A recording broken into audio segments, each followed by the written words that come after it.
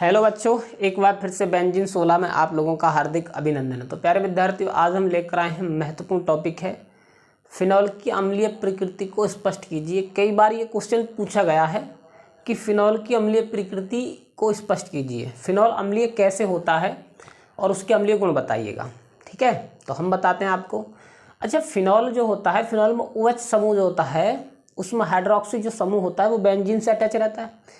अब बेंजीन से अटैच रहता है तो उसमें से जो हाइड्रोजन है वो उसमें से एक प्रोटॉन त्याग कर क्या बनाता है, फिनो ऑक्साइड बनाता है। फिनो ऑक्साइड बनाता है जो एक अपनी स्थायित्वता प्रदान करता है।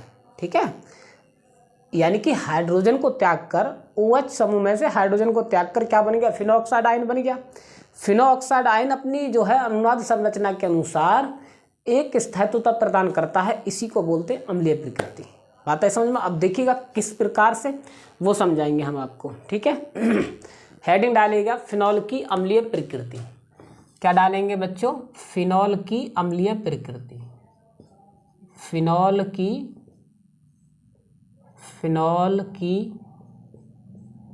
अम्लीय प्रकृति। अम्लीय प्रकृति, बात आई समझ में। तो देखिएगा तो फिनॉल की अम्लीय प्रकृति किस प्रकार से होती है वो देखिएगा। फिनॉल में OH समूह क्या लिखेंगे बच्चों? फिनॉल में OH समूह उपस्थित होता है।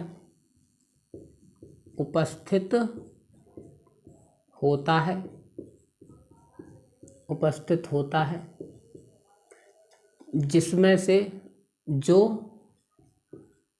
बेंजीन से जुड़ा रहता है,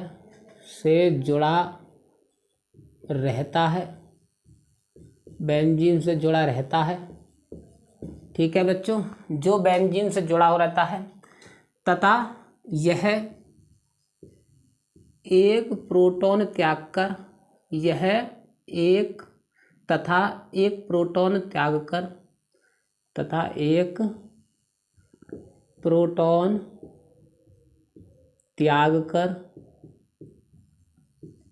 कर यह फिनॉक्साइड आयन बनाता है। यह क्या फिनोऑक्साइड आयन बनाता है। यह फिनॉक्साइड आयन बनाता है। फिनॉक्साइड आयन बनाता है जो अपनी अनुनाद संरचना के द्वारा, जो अपनी अनुनाद स्थिति के द्वारा स्थायित्वता प्रदर्शित करता है।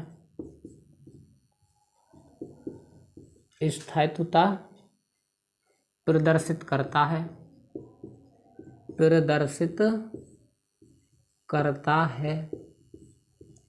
है। ठीक है जी, प्रदर्शित करता है। अब देखिएगा तो किस प्रकार त्यागता है वो, यह देखिएगा। इस प्रकार से बच्चों, इस प्रकार से त्याग कर वो, ये है जी फिनॉल। क्या है ये फिनॉल?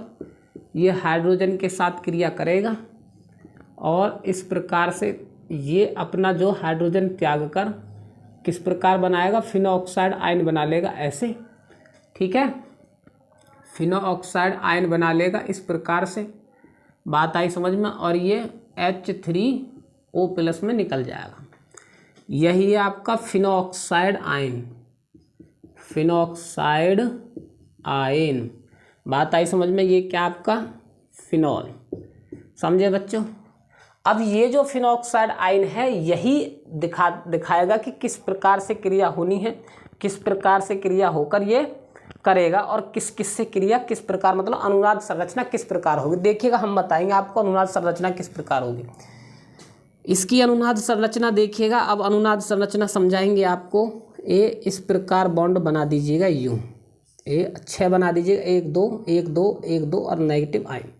ठीक है जी। ये जो इलेक्ट्रॉन, ये इलेक्ट्रॉन निकल कर आ जाएगा यहाँ पर, और ये जो इलेक्ट्रॉन ये पहुँच जाएगा यहाँ पर। ठीक है, अनुनाद का चिन्ह ऐसा होता है। अगर आप बच्चों 11th क्लास में आपने पढ़ी हो तो अनुनाद, ठीक है, अनुनाद का चिन्ह ये ऐसा होता है। तो अब देखिएगा कैसे हो जाएगा वो, ये देख लीजिएगा इस प्रकार से यहाँ पर, और यहाँ से निकल कर क्या हो जाएगा, यहाँ पर माइनस चिन्ह लग जाएगा, यहाँ पर डबल बॉन्ड, और यहाँ पर 1 2 1 2 ऐसे। ठीक है जी, इस प्रकार हो जाएगी पहली प्रकृति। अब देखिएगा तो दूसरी प्रकृति देखिएगा बच्चों किस प्रकार से होगी।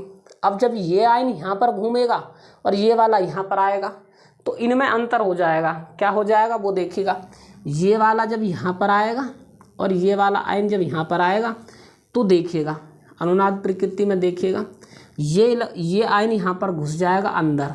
कैसे, इस प्रकार से, ए डबल बॉन्ड 1 2 और 1 2 माइनस का चिन्ह। तो मेरा कहने का मतलब है कि ये दोनों आयन यहाँ पर घुस जाएंगे ऐसे, और ये यहाँ से निकलकर बाहर आ जाएगा इस प्रकार, ऐसे, इस प्रकार से। बात आई समझ में, समझे जी। अब ये वाला जो है, ये वाला यहाँ पर आ जाएगा और ये पहुँच जाएगा यहाँ पर, समझे। क्या अनुनाद स्थिति में क्या होगा जी, ये वाला आ जाएगा बच्चों यहाँ पर, ये यहाँ पर, और ये पहुँच जाएगा यहाँ पर। किस प्रकार, इस प्रकार से। ऐसे ये स्थायित्वता अपने दिखाता रहता है। ठीक है जी, ये इस प्रकार से बच्चों, और ये पहुंच जाएगा अब यहाँ पर, और ये यहाँ पर, और ये कहाँ पर पहुंच जाएगा प्यारे विद्यार्थियों, यहाँ पर। ठीक है, इस प्रकार ये डबल बॉन्ड हो जाएगा ऐसे। ठीक है, इस प्रकार से। अब ये जो दिख रही है आपको, ये अनुनाद प्रकृति दिख रही है इसकी क्या दिख रही है बच्चों, अनुनाद प्रकृति दिख रही है आपको। बात आई समझ में, समझे या नहीं समझे। अनुनाद प्रकृति दिख रही है। अगली बार में क्या होगा जी, अगली बार में ये इलेक्ट्रॉन यहाँ पर घुस जाएगा ऐसे, और ये पहुँच जाएगा यहाँ पर 1 2 1 2 3 4 ऐसे। अब आगे देखिएगा तो आगे किस प्रकार होगा, ये इलेक्ट्रॉन यहाँ पर घुस जाएगा और ये पहुँच जाएगा इलेक्ट्रॉन यहाँ पर। तो कैसे होगा वो देखिएगा, इस प्रकार से, ऐसे ऐसे।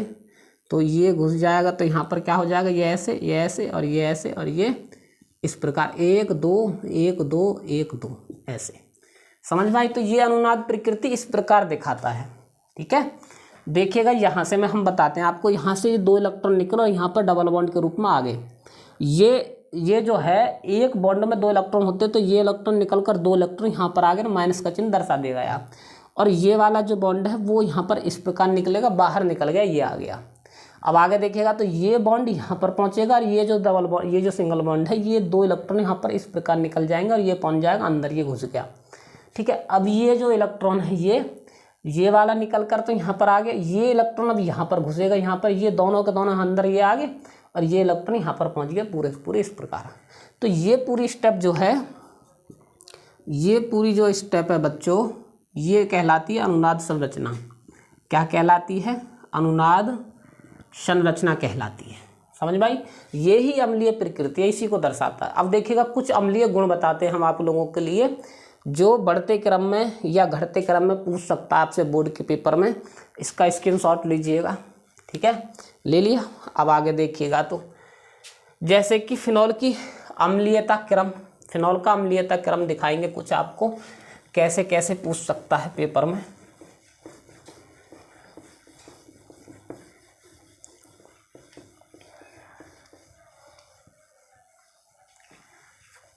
आगे देखिएगा तो फिनॉल का अम्लीयता क्रम, और अम्लीयता क्रम किस प्रकार पूछेगा वो देखिएगा। ठीक है बच्चों, फिनॉल का अम्लीयता क्रम। ठीक है,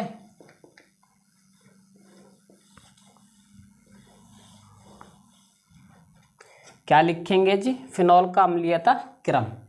ठीक है,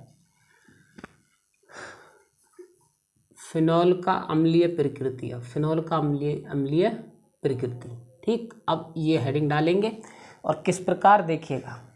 अगर आपके सामने हो नाइट्रोफिनॉल तो सबसे ज़्यादा जो रहेगा वो रहेगा, सबसे ज़्यादा अम्लीय जो रहेगा, सबसे ज़्यादा जो रहेगा अम्लीय वो रहेगा बच्चों क्या, पैरानाइट्रोफिनॉल। ठीक है जी, फिर इससे कम अम्लीय रहेगा क्या, ऑर्थोनाइट्रोफिनॉल। क्या रहेगा, ऑर्थोनाइट्रोफिनॉल, ऑर्थोनाइट्रोफिनॉल, ठीक है। और इससे कम अम्लीय रहेगा क्या बच्चों, इससे कम अम्लीय क्या रहेगा, मेटा नाइट्रोफिनॉल, मेटा नाइट्रोफिनॉल,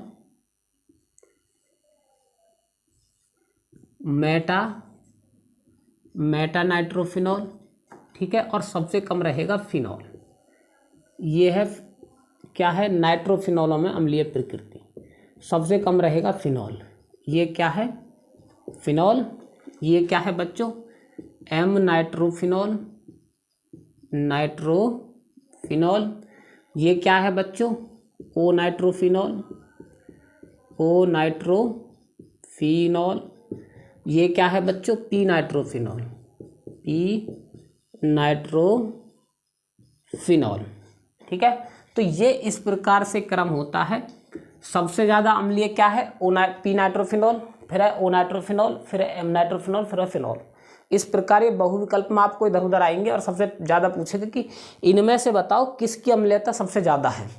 तो पैरा, इसकी ट्रिक क्या बनाई हमने, पॉम, POM, पॉम। पॉम का मतलब क्या है, पी से पैरा नाइट्रोफिनॉल, पैरा नाइट्रोफिनॉल की सबसे ज़्यादा होती है। फिर उसके बाद क्या होती है, ऑर्थोनाइट्रोफिनॉल, फिर उसके बाद होती है मेटानाइट्रोफिनॉल। पॉम को बोलते हैं कोकोनट का एक ग्रुप होता है, समूह पॉम। बात है समझे, पॉम के अंतर्गत आती है जो पहाड़ी क्षेत्रों पर जो है फल उत्पन्न होते हैं, उनको पॉम के अंदर आते हैं, वो पॉम समूह के अंदर आते हैं। पॉम के अंदर क्या आता है, नारियल। तो ये पॉम ट्रिक मान सकते हैं आप, ठीक है। आगे देखिएगा तो हैलोजन तत्वों में अम्लीयता, क्या लिखेंगे, हैलोजन तत्वों में अम्लीयता क्या लिखेंगे बच्चों, नंबर 2 पे हैलोजन तत्वों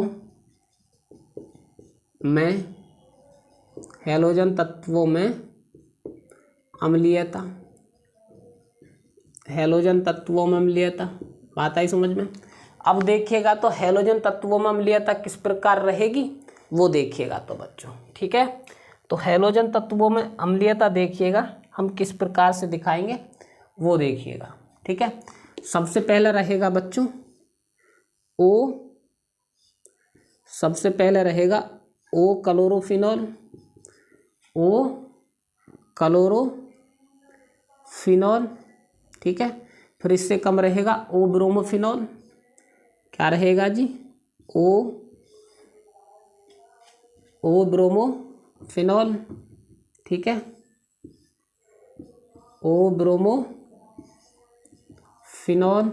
फिर इससे कम आ जाएगा ओ आयोडोफिनॉल, ओ आयोडोफिनॉल। फिर इससे कम आ जाएगा बच्चों क्या, फिनॉल। इससे कम आएगा जी फिनॉल। इससे कम आ जाएगा बच्चों क्या, फिनॉल। और अंत में सबसे कम रहता है क्या, फ्लोरोफिनॉल। क्या रहता है जी, ओ फ्लोरोफिनॉल। बात आई समझ में, ओ फ्लोरोफिनॉल। इसका नाम क्या, ओ फ्लोरोफिनॉल। ये क्या है, ये है फिनॉल। और ये क्या है बच्चों, ओ आयोडोफिनॉल, ओ आयोडोफिनॉल, ठीक है। और ये क्या है, ओ ब्रोमोफिनॉल, ओ ब्रोमोफिनॉल। क्या है ये, ओ ब्रोमोफिनॉल है। बात आई समझ में, समझे बच्चों। इसको क्या बोलेंगे, ओ क्लोरोफिनॉल, ओ क्लोरोफिनॉल, समझे। तो ये इस प्रकार है अम्लीयता का क्रम। तो सबसे ज़्यादा जो अम्लीय रहेगा ओ क्लोरोफिनॉल रहेगी, इससे कम रहेगी ओ ब्रोमोफिनॉल, इससे कम ओ आयोडोफिनॉल, और इससे कम फिनॉल, और सबसे ज़्यादा कम रहेगी ओ फ्लोरोफिनॉल। पता क्यों, क्योंकि फिनॉल में मतलब हैलोजन तत्वों में फ्लोरीन की जो होती है इलेक्ट्रोनेगेटिविटी, विद्युत ऋणात्मकता सबसे ज़्यादा होती है, इसलिए ये सबसे कम अम्लीय होती है। बात आई समझ में, ये सबसे कम अम्लीय इसलिए होती है। तो सबसे ज़्यादा जो अम्लीय है वो है ये, क्या है बच्चों, फिर उसके बाद है ये अम्लीय, फिर उसके बाद है ये अम्लीय, फिर उसके बाद है ये अम्लीय फिनॉल, फिर उसके बाद अम्लीय। ये पूछे जाते हैं, कभी आप सोचते हो इनको पेपर में पूछ सकता है कि बताओ अम्लीयता का क्रम बताओ बहुविकल्प में, पक्का। ये वाला क्वेश्चन ऊपर वाला पूछा गया कई बार, तो ये पूछे जाते हैं, ऐसी बात नहीं। मैं इसीलिए तो समझा रहा हूँ आप लोगों के लिए, इसीलिए तो करा रहा हूँ। इसका स्क्रीनशॉट लीजिएगा, फिर आगे चलते हैं। इसका स्क्रीनशॉट लीजिएगा बच्चों, ठीक है जी। बात आई समझ में? तो मेरे ख्याल से ये 2 ही इम्पोर्टेंट थे, बाकी इतने इम्पोर्टेंट है नहीं प्यारे विद्यार्थियों। अगर पेपर में, बोर्ड के पेपर में पूछे जाएंगे तो इन दोनों से संबंधित पूछे जाएंगे। तो प्यारे बच्चों, इस क्लास में हमने आप लोगों के लिए कराया फिनॉल की अम्लीयता, फिनॉल की अम्लीय प्रकृति। फिनॉल की अम्लीय प्रकृति क्या होती है। अब अगली क्लास में आप लोगों के लिए कोई महत्वपूर्ण टॉपिक लेकर आएंगे। और एक बात हमेशा याद रखना कि कल की तैयारी आज से करो, अपनी तुलना कबूतर से नहीं बाज से करो। तो बच्चों, हमेशा अपनी तुलना बड़े से करनी चाहिए, तभी तो आप बड़े आदमी बन पाएंगे। तो प्यारे विद्यार्थियों, इस क्लास में इतना ही काफ़ी है। मिलते हैं अगली क्लास में किसी नए टॉपिक के साथ, तब तक के लिए धन्यवाद।